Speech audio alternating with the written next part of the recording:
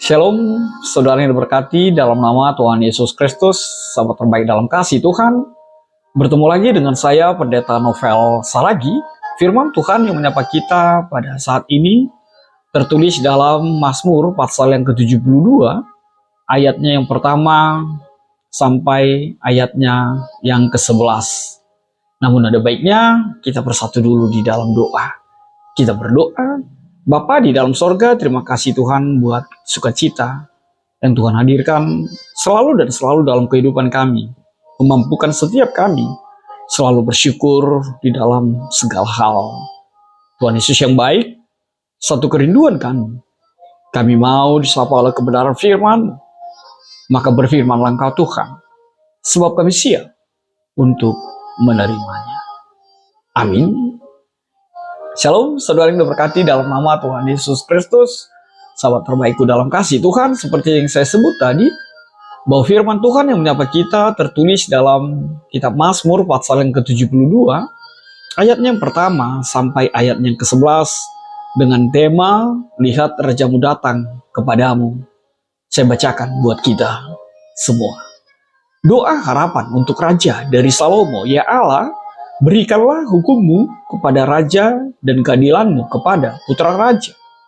Kiranya ia mengadili umat-Mu dengan keadilan dan orang-orang-Mu yang tertindas dengan hukum.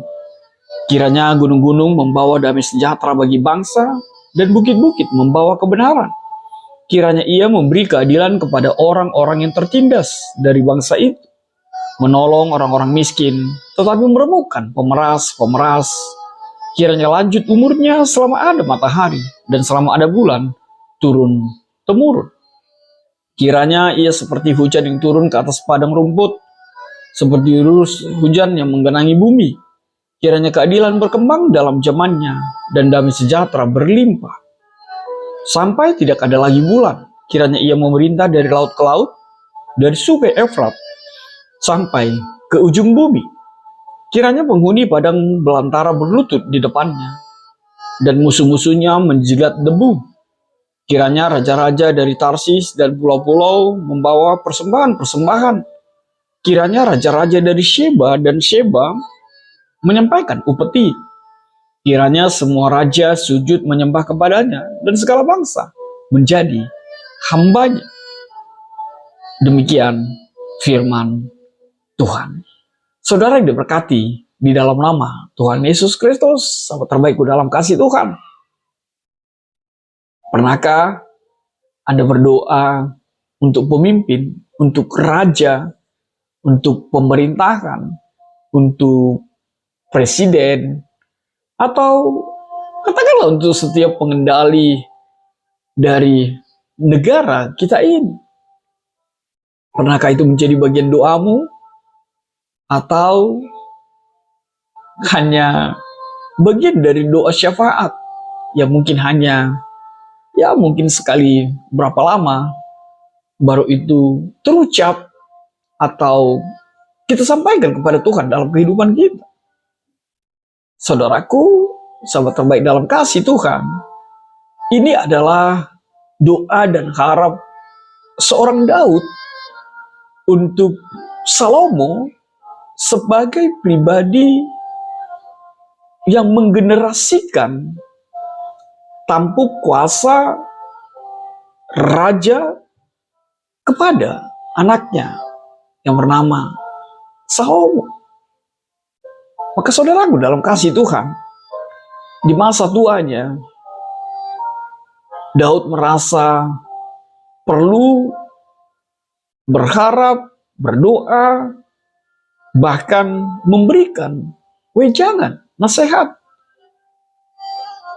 Seperti apa raja, pemimpin, pemerintah yang menjadi kerinduan kepada umatnya, kepada rakyatnya. Dan tentu saja Daud mau apa yang dia regenerasikan bahkan melampaui apa yang telah dia lakukan sebagai seorang raja. Saudaraku dalam kasih Tuhan, Mazmur 72 ini secara utuh menekankan pentingnya memiliki pemimpin yang bijaksana, pemimpin yang adil, dan berpihak kepada kebenaran.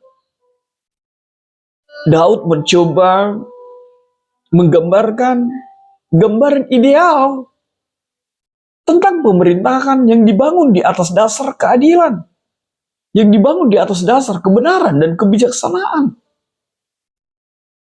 Dan satu hal yang pasti, yang tidak bisa terbantahkan, adalah pemimpin, raja, pemerintah yang memperjuangkan hak orang miskin, kaum termarginalkan, melindungi yang tertindas, dan menjaga kedamaian, serta mewujudkan kemakmuran bagi setiap rakyatnya. Itu sebabnya besar sekali harapan dan doa seorang Daud untuk pemerintahan yang baik, bahkan pemerintahan yang dihormati dan ditakuti oleh rakyatnya, serta diberkati dengan bonus, ya saya memakai kata bonus, diakui oleh bangsa-bangsa lain. Bukankah itu menjadi kerinduan setiap kita, bahkan untuk negara kita, bahwa bangsa Indonesia ini tidak mau, negara ini tidak mau hanya sebagai bangsa budak yang hanya menjual, yang hanya memberikan utuh bagian kekayaan alam kita, lalu diproduksi di luar Indonesia, lalu akhirnya kita membelinya lagi, mempergunakannya dengan harga yang mahal. Padahal bahan bakunya semua ada di Indonesia. Saudaraku dalam kasih Tuhan, disinilah kita melihat Daud penting sekali merindukan dan berharap pemimpin yang berintegritas, bahkan menerima penghormatan dan pengakuan luas. Ketika firman Tuhan mencatatkan memberikan upeti Ratu Sheba tidak lain untuk mengatakan bahwa ada pengakuan dari bangsa-bangsa lain di sekitar untuk pemerintahan yang menjadi harap dan doa seorang Daud kepada seorang Salomo. Saudaraku dalam kasih Tuhan, sahabat terbaik dalam kasih Tuhan Yesus Kristus, apa sebenarnya realita atau kenyataan yang terjadi saat ini? Yang pertama adalah adanya kesulitan atau ketidakstabilan politik. Israel ketika itu sedang mengalami masa ketidakstabilan politik, seperti konflik internal, ancaman musuh dari luar. Dan di dalam konteks ini, Daud memohon kepada Allah Bapa agar diberikan pemimpin yang bijak dan kuat, sehingga negara itu, bangsa itu, umat itu dihadirkan dengan stabilitas, dihadirkan dengan kedamaian. Hal yang kedua, Daud berkeinginan kuat hadirnya pemerintahan yang adil. Daud mau pemerintahan selanjutnya di Israel berlangsung dengan adil dan berpihak dengan kebenaran. Dan itu menjadi cerminan aspirasi Daud, memastikan bahwa pemerintahan yang sesungguhnya yang dia rindukan, dia inginkan adalah pemerintahan yang adil dan bijaksana. Hal yang ketiga, tidak lain adalah perikop ini bagian dari pengangkatan penerusnya. Daud sebagai raja merencanakan suksesi, merencanakan pengangkatan penerusnya. Itu sebabnya penting sekali nats ini dituliskan. Sebab disinilah harap dan doanya untuk penerusnya, penerima tongkat estafet sebagai raja yang diwarisi nilai-nilai kebijaksanaan dan keadilan. Dan itu menjadi yang selalu dihadirkan untuk seorang raja dalam memimpin bangsa Israel. Hal yang berikut tidak lain adalah Daud sepertinya ingin mengatakan bahwa biarlah pemimpin selanjutnya, biarlah raja selanjutnya belajar dari pengalaman Daud, belajar dari kesalahan-kesalahan yang dilakukan oleh Daud sehingga tidak lagi menjadi pribadi yang salah di dalam memimpin bangsanya, di dalam memimpin umatnya. Sehingga raja selanjutnya bisa belajar dengan bijak dan menghindari kesalahan yang pernah Daud lakukan di dalam pemerintahan. Maka saudaraku, sahabat terbaik dalam kasih Tuhan, apa yang bisa kita lihat sebagai kaitan dengan tema yang mengatakan lihat rajamu datang kepadamu? Kaitan tema yang pertama tidak lain adalah Mazmur 72 menghasilkan pemahaman yang menarik, di mana tema ini menyoroti kedatangan seorang raja yang tentu saja menyoroti sosok Tuhan Yesus. Dan di Minggu Palmarum pada saat ini, harap dan doa kita, gambaran atau hadirnya sosok Yesus sangat dinantikan dan sangat diharapkan. Sebab di dalam tangan Tuhan Yesuslah ada pemerintahan yang adil, ada pemerintahan yang bijak, dan tentu saja berpihak kepada kebenaran. Kaitan tema yang kedua tidak lain adalah bahwa ada harapan di dalam sebuah kepastian bahwa pemerintahan yang mendatang akan membawa berkat, akan menghadirkan berkat dan memberkati setiap rakyatnya. Seperti apa yang dilukiskan, digambarkan di dalam Mazmur 72 ini.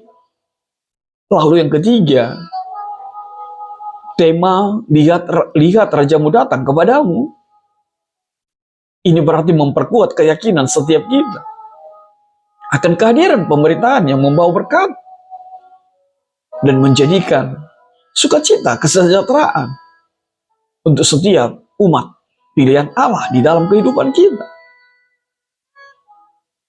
Saudaraku dan sahabat terbaik dalam kasih Tuhan, lalu apa yang menjadi refleksi bagi kita melalui Mazmur 72 ayat 1-11 ini?